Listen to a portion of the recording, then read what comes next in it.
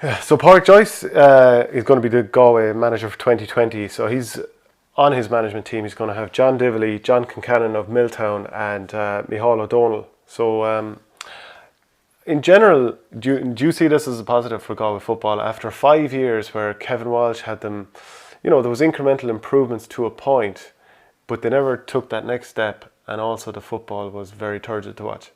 Yeah, I think fans kind of got a bit sick of the style of football. While it's grand for a while, it made them very hard to beat, and it made them very competitive. Got them 2 Connacht titles, got them to Division 1 league final, got them to an All-Ireland semi-final.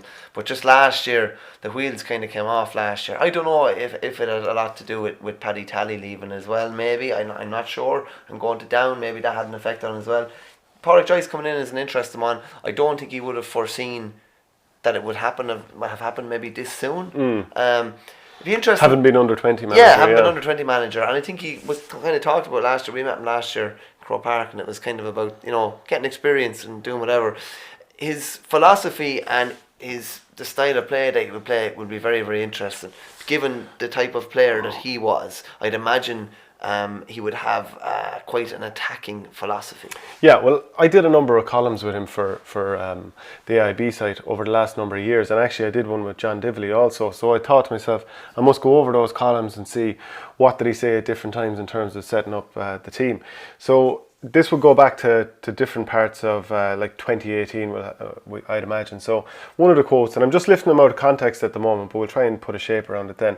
There's been a funny mood in Galway since losing the Connacht final to the Rossies. We played very well in the first half and were up by 5 points at half time, but we never pushed on and the players didn't stand up in the second half. So I wonder, why is he saying that? Does he think these players in general don't stand up? So I'll just go through a few more of the comments. I'd imagine some of the players were afraid to show their faces after the game, but they have a chance to put it right against Mayo on Saturday. Kevin Walsh shouldn't need to spend much money on psychologists to get the boys up for this game. That was actually in 2019, coming up into the qualifier in Limerick. So the idea of not that players would take it that personally, or that's how he sees it. He's bringing that to the fray, that he sees things being taken this personally. So is that kind of a manager who's gonna, the way managers always try and twist things into trying having a mission. So maybe that will be his way, and I don't say that as a negative. No. So his style of play, this was something that was very interesting. He was talking about, I'd like to see us keeping 3 to 4 players up inside our 45. I think we need to tag certain players in the way we failed to do against Roscommon. Their wing backs were able to go up and down unchecked all game. So I think that's pretty obvious in terms of how his game plan. Now all those quotes were actually from 2019. So I think at times Galway haven't kept 3 or 4 up front. So is he going to keep Damien Comer up there, keep Ian Burke up there? Maybe the likes of Martin Farrell will come into contention. Anthony Lee. Yeah. Patrick Cunningham is the former Galway United soccer player. He appeared once or twice. Michael Daly, maybe. Yeah, Michael Daly, and maybe Shane Walsh coming from deep also. But do you want Shane Walsh tracking a wing back? You probably don't. No, you probably want not, him. No. Yeah, so we'll see how that pans out, but that seems to be his philosophy, to keep more players up the field. So he did a column with me in 2018, and there was a segment on Shane Walsh. This was early in the year, if I remember correctly. There's no doubt that Shane Walsh is one of the most skillful players currently playing the sport of Gaelic football. He has pace, power, can kick with both feet, tremendous balance, is a good fielder, but he needs to realise that he could aspire to be among the greats of GAA. When I saw him last Sunday against Kerry, they won in a league match, knocking over a place ball from a tight angle on the right hand side using his weaker left foot, you could see all the practice come to fruition. I haven't seen anyone do that since Morris Fitz back in the 1997 final. So that's very interesting, the way he's looking at him, and he probably expects a lot more from him. And he's probably one of those players that split the room. Some people just talk about the magic that he produces in that flick against Tipperary before the point back in 2014, whereas other people are like, he's disappearing in big matches. But then again, Galway are poor, and so maybe he's a symptom of the bigger issue. Yeah, I think Joyce can relate to him probably more than anyone else, given how great of a forward he was. I would just hope that he's kind of referenced it there, that there will be a big emphasis on attack, that there will be a big emphasis on forwards scoring, forwards getting on the ball, forwards being in positive positions when they get the ball. And while I don't think he'll be tactically naive or anything when it comes to defending or anything like that, I think they'll play a lot of guys up and they'll try and beat teams on the scoreboard by putting up big scores. Yeah, sure, he was a forward himself. Yeah, and class. anytime we spoke about it, it's always about trying to get those scores on the board. Whereas Kevin Walsh it was almost like setting up a team in fear of conceding, and that's possibly a bit harsh. But then again, it was so terrible to watch. Like, it really was awful to watch. I have no issue with the way he played and the way he set up. Sometimes you have to do that to almost to get to a certain point and get to a belief point, and you get to your Division 1 status, you keep your Division 1 status, you get your Connacht title, you get your All-Ireland for semi-final. The issue is that they never kicked on from that. Yeah. They if anything, they got worse, more defensive. And that was the big thing. They were alright in 2018, and there was like some kind of a skirmish against Mayo in a league game. A few boys went in, but he talked about the strong spirit in the camp at that stage. Not sure if we saw that as much in 2019. Like, they very much folded early on against Mayo.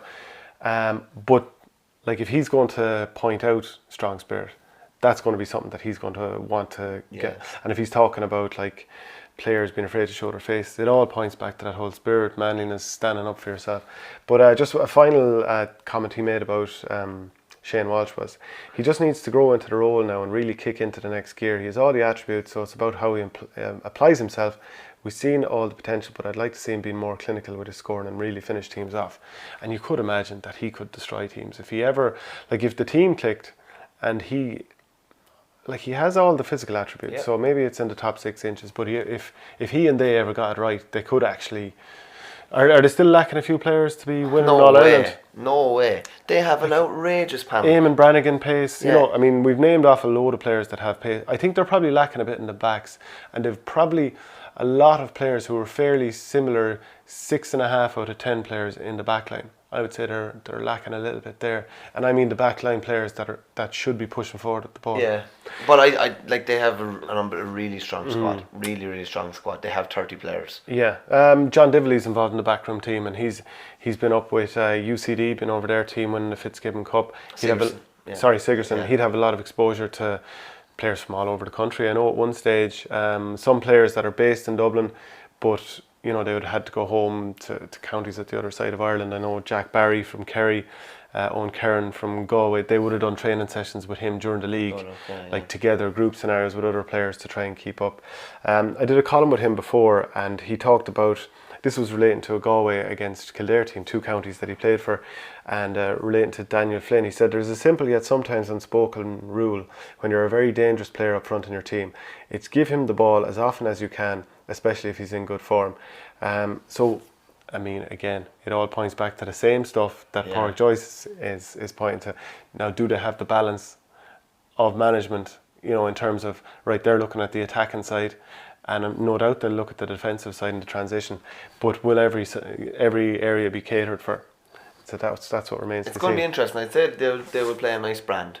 I think it's pretty evident looking through those comments that they probably weren't overly enamoured with what went before, and they will look to change it. And to be honest, Galway do need to change their football and identity and go closer to what they were used to growing up, because what they've been doing hasn't been working and hasn't looked well. Just having watched Corofin playing, I know you can't mimic a club team, but having seen what they can do, they have those players within their squad to play something similar, to play a more expansive game. So I think it's just a matter of going for it a bit more. I think they'll still have a solid structure at the back, but they have the attacking players. Like, teams would kill to have the attackers that they have. They have the attacking players to do damage. I just think it will be more forward centric this next year than it has been in the past. Let us know if you think Padraic Joyce is going to be a success with Galway.